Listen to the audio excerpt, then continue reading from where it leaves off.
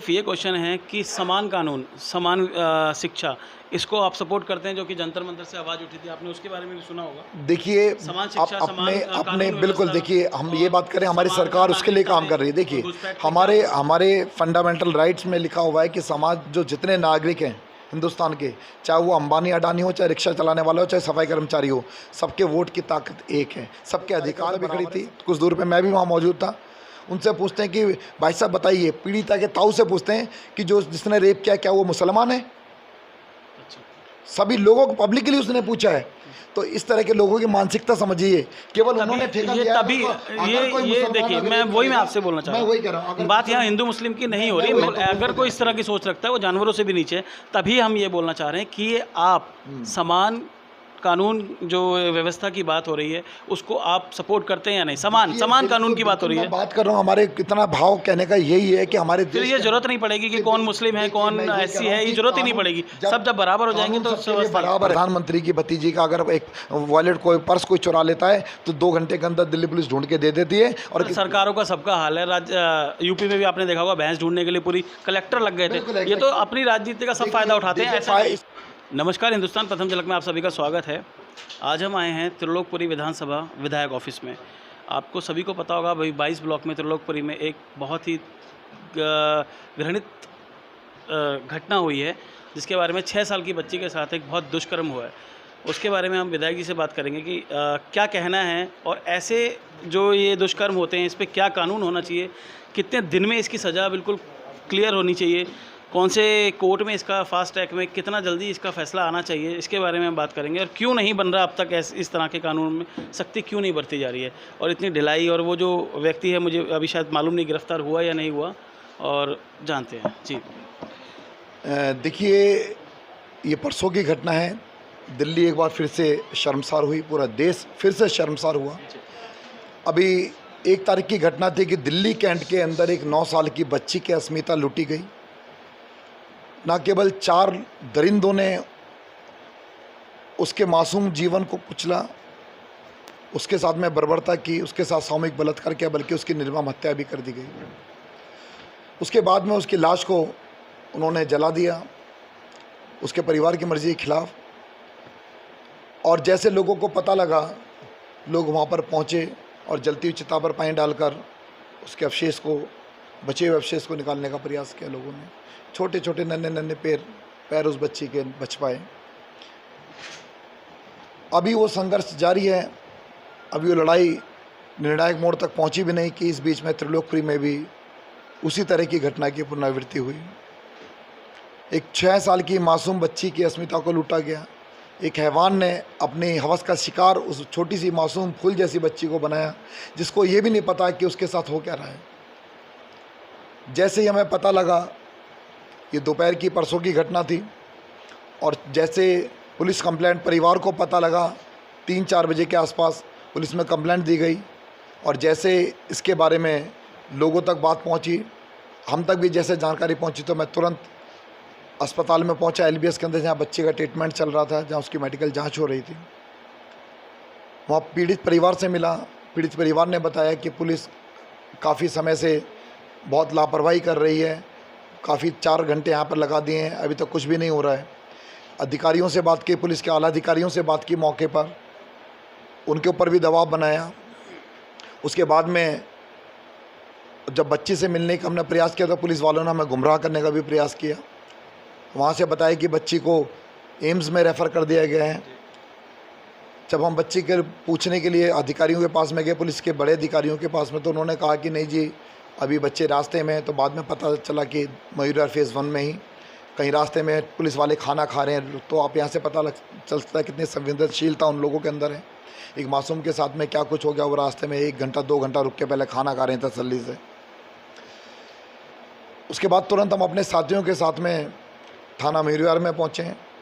तमाम हमारे साथी मौजूद थे, हमारे विधायक साथी भी दूसरे मौजूद थे, कुलदीप जी। मैं आपको बता दूं पहले, उसके बाद में रात को 1:30 बजे तक, 2 बजे तक हम संघर्ष करते रहे और पुलिस पे लगातार दबाव बनाया। पुलिस के आला अधिकारी मौके पर पहुंचे, DCP, एडिशनल DCP से बात की, SHO से बात की, SCP से बात की। उसके बाद में उस बच्ची को न्याय दिलाने के लिए सभी ने मिलकर प्रयास किया। अन्य राजनीतिक पार्टी के लोग भी पहुँचे वहाँ पर।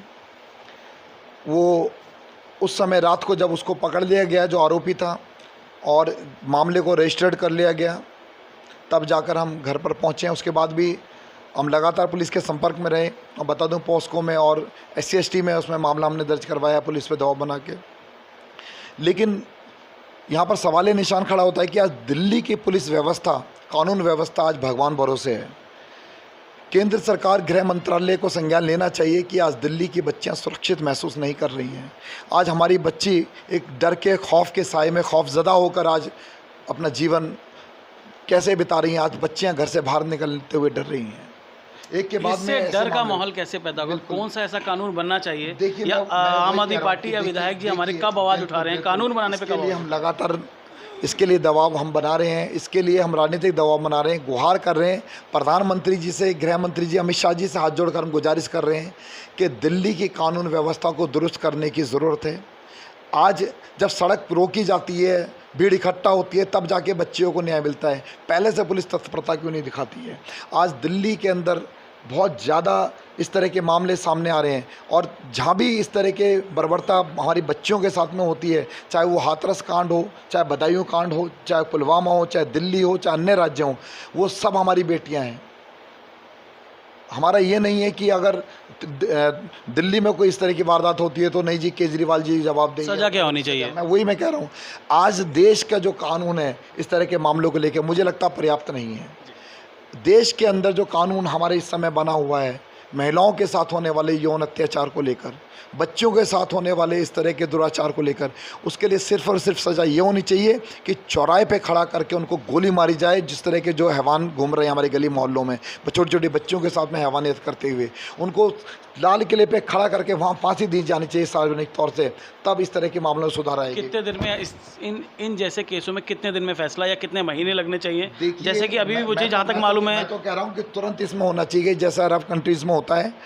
आज मेरा अपना मानना है कि इतना लंबा मामला खिंचता है, लोग भूल जाते हैं, लोगों की याददाश्त की कमज़ोरी है, जनता भूल जाती है और कब किस मामले में किसको फांसी हो रही है। इस तरह के जो दुराचारी लोग हैं, इस तरह के जो विसंगत मानसिकता से पीड़ित लोग हैं, वो ना तो न्यूज़पेपर पढ़ते हैं, ना वो समाचार देखते हैं। उनको पता ही नहीं होता कि किस आदमी को किसके लिए फांसी हो गई, उन्हें नहीं पता। लेकिन जब सार्वजनिक तौर से गोली मारकर चौराहे पर सज़ा दी जाएगी, सार्वजनिक तौर से लाल किले पर खड़ा करके चौराहे पर उनको फांसी दी जाएगी, तो उनकी आंखें भी खुलेंगी, दहशत पैदा होगी। इस तरह के जो दरिंदगी करने वाले लोगों की रूह कांप उठेगी। तो आज ज़रूरत है हमारे इस कानून व्यवस्था को और दुरुस्त करने की, कानून के अंदर बदलाव करने की। और यही मेरी सरकार से मांग है कि आज इस तरह के जो मामले आए दिन हो रहे हैं देश के अंदर, इसमें इस तरह के जो लोग हैं उनको तुरंत इसमें उनको सख्त से सख्त सजा हो, उनको तुरंत उनको फांसी हो। और इसमें पीड़िताओं को जिस पीड़ित परिवार को जिस तरह से शर्मिंदगी झेलनी पड़ती है, आगे इस तरह से हमारे किसी बच्ची का जीवन, किसी की बच्ची का, फूल जैसी बच्ची का जीवन जो कुचला जाता है, उसका बचपन छीना जाता है, इस तरह से आगे किसी बच्ची के साथ इस तरह परिवर्तन ना हो, इसके लिए हम सबको मिलकर प्रयास करना पड़ेगा। समाज के अंदर भी खास तौर से हम सभी को जिम्मेदारी लेनी होगी कि हम अपने बेटों को समझाएं, हम अपने बच्चों को अच्छे संस्कार दें। और हर माँ को ये जिम्मेदारी लेनी पड़ेगी, हर बड़ी बहन को जिम्मेदारी लेनी पड़ेगी कि अपने छोटे भाई को समझाए, अपने बेटे को समझाए कि बेटा जिस प्रकार से तुम्हारी बहन की इज्जत है, तुम्हारी अपनी माँ की इज्जत है, उस तरह दूसरों की भी इज्जत को आप, दूसरों की बेटियों को भी इज्जत की नज़र से देखें। और माँ और बहनें, आप बीती बचपन से लेकर आज तक उन्हों पे जो बीती है अपने बेटों के साथ में शेयर करें। बेटा हमने ये सब झेला है, आप तो इस तरह की हरकत नहीं कर रहे, अभी किसी बहन बेटी के साथ में हमने इस तरह देखा, आपको ऐसा नहीं बनना है। आपको नहीं लगता कि चौराहे पर, स्कूल के टाइम पर पुलिस की हमेशा नियुक्ति होनी चाहिए? जैसे कि डायरी में उनके लिखा भी रहता है, लेकिन हमेशा पुलिस अपनी ड्यूटी से हमेशा ही पीछे हटती है। वो क्यों हटती है? कहा है कि दिल्ली की कानून व्यवस्था भगवान भरोसे है, वो एक अलग विषय है, लेकिन कहीं ना कहीं सामाजिक जिम्मेदारी हम सबकी बनती है, सभी राजनीतिक दलों की बनती है कि हम राजनीति, दलगत राजनीति से ऊपर उठकर एक साझा प्रयास करें और देश को एक सभ्य समाज देने के लिए, एक सभ्य समाज को बनाने के लिए। और ख़ास तौर से मैं यही कहूँगा कि अभी आज़ादी के 75वें साल में हम प्रवेश कर रहे हैं आज देखने वाली बात यह है कि क्या हम अपने स्वतंत्रता सेनानियों का, माँ भारती के वो वीर सपूतों के सपनों का भारत बना पाए हैं। आज मुझे लगता है कि जो जितनी खोखली आज़ादी आज हमें मिली है, आज़ादी बेमानी है जब तक हमारी बेटियां सुरक्षित नहीं हैं। आज कितनी शर्म की बात है,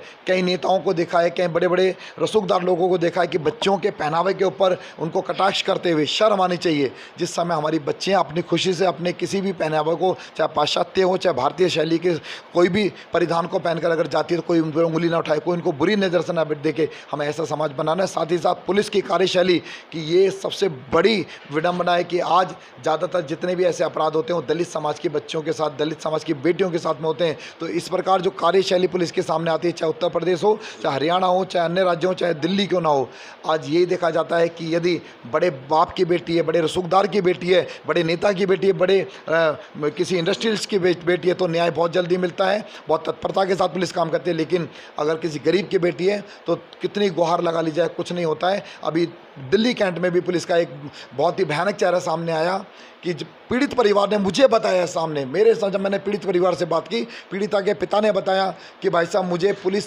के सामने एक व्यक्ति ने पीटा, लात घूंसों से पीटा, गालियां दी।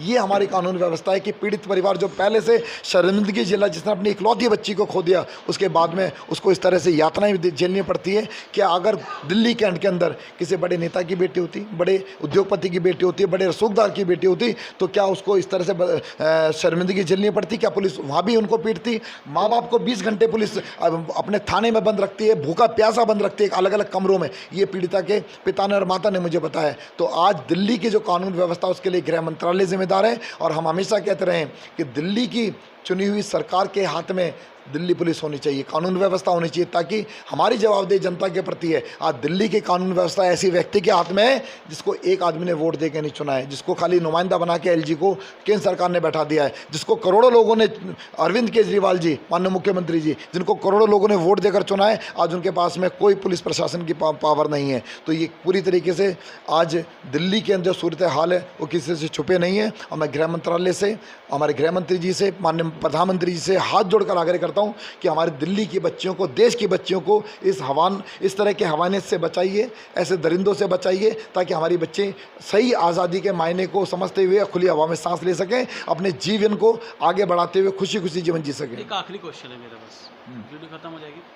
सिर्फ ये क्वेश्चन है कि समान कानून, समान शिक्षा, इसको आप सपोर्ट करते हैं? जो कि जंतर मंतर से आवाज़ उठी थी, आपने उसके बारे में भी सुना होगा। देखिए, समान शिक्षा, अपने बिल्कुल, देखिए हम ये बात करें, हमारी सरकार उसके लिए काम कर रही है। देखिए, हमारे फंडामेंटल राइट्स में लिखा हुआ है कि समाज जो जितने नागरिक हैं हिंदुस्तान के, चाहे वो अंबानी अडानी हो, चाहे रिक्शा चलाने वाला हो, चाहे सफाई कर्मचारी हो, सबके वोट की ताकत एक है, सबके अधिकार बराबर हैं, सबके कर्तव्य बराबर हैं अपने देश के लिए। लेकिन देखने की में बात आती है कि कानून तो एक है, लेकिन उसको जब बात आती है उस कानून के पालन कराने की, जब बात आती है उस जो हमारे कानून बने उनको एग्जीक्यूट करने की, उनको कार्यान्वयन करने की, तो उसमें दोहरा रवैया पुलिस द्वारा, प्रशासन द्वारा पूरे देश भर में अपनाया जाता है। जो बड़े लोकतंत्र के लिए बड़े ये एक लोकतंत्र का एक ऐसा बदनुमा चेहरा है कि जिसके लिए हमें पुनर्विचार करने की ज़रूरत है। आज बाबा साहब भीमराव अम्बेडकर जी ने जो एक सपना देखा था, समान हर नागरिक, चाहे किसी जाति, किसी वर्ग, किसी भी समुदाय का क्यों ना हो, सबका अधिकार बराबर है। लेकिन आज लोग इस तरह की जो मानसिकता से पीड़ित है। आज मैं आपको एक उदाहरण बता देता हूँ कल ही का, कि कल जो पीड़िता ब्लॉक नंबर 22 त्रिलोक क्रीक में जो घटना हुई थी, उससे पीड़ित परिवार से सभी पार्टियों के लोग वहाँ मिलने आ रहे हैं। अच्छी बातें आना चाहिए, दुख दर्द बांटना आना चाहिए। बहुत सारे सामाजिक कार्यकर्ता वहाँ पहुँच रहे हैं, सामाजिक संगठनों के लोग पीड़ित परिवार से मिलने के लिए पहुँच रहे हैं। लेकिन कल का एक वाक्य आपको बता दूँ कि वहाँ पर एक सामाजिक संगठन के लोग पहुँचे। सामाजिक, मेरी बात खत्म होने के बाद आप अंदाज़ा लगा लीजिए उनको सामाजिक संगठन बोलें या असामाजिक संगठन बोलें, इस पर भी पुनर्विचार की ज़रूरत है। वहाँ पर वो भाई साहब पहुँचते हैं, उस सामाजिक संगठन के प्रमुख वहाँ पर जाके पीड़ित परिवार से बात करते हैं। वहाँ पर हमारी कार्यकर्ता भी खड़ी थी, कुछ दूर पे मैं भी वहाँ मौजूद था। उनसे पूछते हैं कि भाई साहब बताइए, पीड़िता के ताऊ से पूछते हैं कि जो जिसने रेप किया क्या वो मुसलमान है? सभी लोगों को पब्लिकली उसने पूछा है। तो इस तरह के लोगों की मानसिकता समझिए, केवल उन्होंने ठेका दिया तभी ये देखिए, मैं आपसे बोलना चाह रहा हूँ, मैं वही कह रहा हूँ, बात यहाँ हिंदू मुस्लिम की नहीं हो रही, मैं आपसे वही कहना चाह रहा हूँ। मेरी बात सुन लीजिए ना, मैं आपकी कि अगर उनकी मानसिकता ये है कि अगर कोई मुसलमान पीड़ित हो, मुसलमान आरोपी होगा, तभी वो बच्चों के न्याय के लिए आवाज़ उठाएंगे, वरना कोई भी और बलात्कार करके चले जाए, उनको कोई सरोकार नहीं है। अब हमें सोचने की ज़रूरत है, जो इस तरह के दरिंदे घूम रहे हैं उनको किसी भी धर्म के नज़रिए से नहीं देखना चाहिए। वो ना वो हिंदू है, ना मुसलमान है, और ना वो इंसान है, और वो ना वो, मैं तो कह रहा हूँ, जानवरों से भी नीचे का स्तर जो कोई होता है। अगर कोई इस तरह की सोच रखता है वो जानवरों से भी नीचे है। तभी हम ये बोलना चाह रहे हैं कि ये आप समान कानून जो व्यवस्था की बात हो रही है उसको आप सपोर्ट करते हैं या नहीं? समान कानून की बात हो रही है। बात कर रहा हूँ, हमारे कितना भाव कहने का यही है कि हमारे फिर ये जरूरत नहीं पड़ेगी कि कौन मुस्लिम है, कौन एससी है, ये जरूरत ही नहीं पड़ेगी। सब जब बराबर हो जाएंगे तो बराबर है। कानून की नज़र में, संविधान की नज़र में सब लोग बराबर हैं, लेकिन जो कानून का पालन कराने की जिम्मेदारी जिनके पास में, जो हमारे पुलिस प्रशासन है, वो कहीं ना कहीं दोहरा रवैया अपनाते हैं लोगों को न्याय दिलाने के लिए। जिनके कंधों पे जिम्मेदारी इस देश की कि गरीब लोगों को इंसाफ दिलाएं, वो उनको इंसाफ दिलाने के लिए कहीं ना कहीं उनका जो रवैया होता है वो दोहरा होता है। अगर मान लीजिए प्रधानमंत्री की भतीजी का अगर एक वॉलेट कोई पर्स कोई चुरा लेता है तो 2 घंटे के अंदर दिल्ली पुलिस ढूंढ के दे देती है, और किसी बच्ची के साथ में बलात्कार हो जाए तो आरोपी को ढूंढने के लिए और कार्रवाई को आगे बढ़ाने के लिए इतने मशक्कत। तो सर सरकारों का सबका हाल है। यूपी में भी आपने देखा होगा, भैंस ढूंढने के लिए पूरी कलेक्टर लग गए थे। ये तो अपनी राजनीति का सब फायदा उठाते हैं। इसको फायदा उठाना नहीं बोलते, इसे नीचता बोलते हैं। कि यदि अगर किसी बच्ची, मैं आपको ये बता रहा हूँ कि ये गलत बात है, घृणित बात है कि यदि किसी बच्ची के साथ में इस तरह की बर्बरता होती है तो हम सबकी बेटी, चाहे किसी जाति किसी समुदाय की है, और इसको धर्म के चश्मे से नहीं देखना चाहिए, इसको मानवता के चश्मे से देखना चाहिए। तो वही मैं कह रहा हूँ। और जो लोग इस तरह की चीज़ों को अंजाम देते हैं उनको खुद ही शर्म आनी चाहिए कि आज जब देश की जनता उनकी तरफ उम्मीदों भरी निगाह से देखती है और वो लोग अपने पूरी उम्मीदों के ऊपर पूरे नाकाम साबित होते हैं, और वो छोटी छोटी चीज़ों के अंदर अपनी राजनीतिक महत्वाकांक्षाओं को जोड़ कर देखते हैं। बहुत बहुत धन्यवाद विधायक जी। और आप सभी ने देखा होगा कि हमने हर तरह के सवाल किए विधायक से, और विधायक जी का साफ साफ कहना है कि समान कानून व्यवस्था के वो पक्ष में है। जो जंतर मंतर से भी आवाज़ हर जगह से बात हुई, वो पक्ष में है कि समान कानून व्यवस्था होनी चाहिए, समान शिक्षा व्यवस्था होनी चाहिए। तो देखते हैं आगे ये कड़ी कहाँ तक जाती है। इसमें जाति और बिरादरी की हमने कोई बात नहीं करी, और ना ही हम चाहते कि राजनीति जाति को लेकर बनाई जाए या जाति को लेकर इस पर कोई बात की जाए, और उस बच्ची को न्याय मिले, इंसाफ मिले। हम ये चाहते हैं, प्रथम झलक ये चाहता है कि उस बच्ची के जो भी आरोपित लोग हैं उनको फांसी हो, तुरंत कार्रवाई हो, जल्द से जल्द उस पर कार्रवाई हो, और इसको जाति के चश्मे से ना देखा जाए। बहुत बहुत धन्यवाद।